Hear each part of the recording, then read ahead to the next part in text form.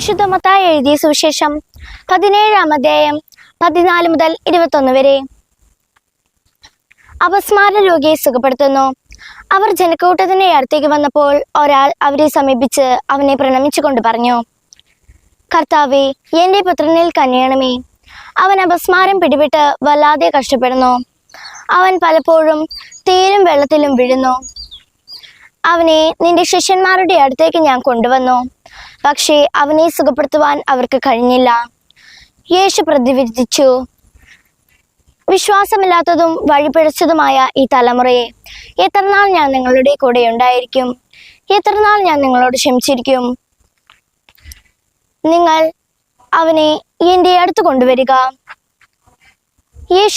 യേശു അവനെ ശാസിച്ചു. പിശാച് അവനെ വിട്ടുപോയി. തക്ഷണം ബാലൻ സുഖം പ്രാപിച്ചു. ശിഷ്യന്മാർ യേശുവിനെ തനിച്ച് സമീപിച്ച് ചോദിച്ചു, എന്തുകൊണ്ടാണ് അതിനെ ബഹിഷ്കരിക്കാൻ ഞങ്ങൾക്ക് കഴിയാതെ പോയത്? യേശു പറഞ്ഞു, നിങ്ങളുടെ അല്പവിശ്വാസം കൊണ്ട് തന്നെ.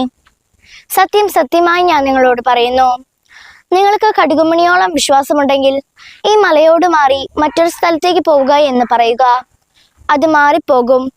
നിങ്ങൾക്ക് ഒന്നും അസാധ്യമല്ല.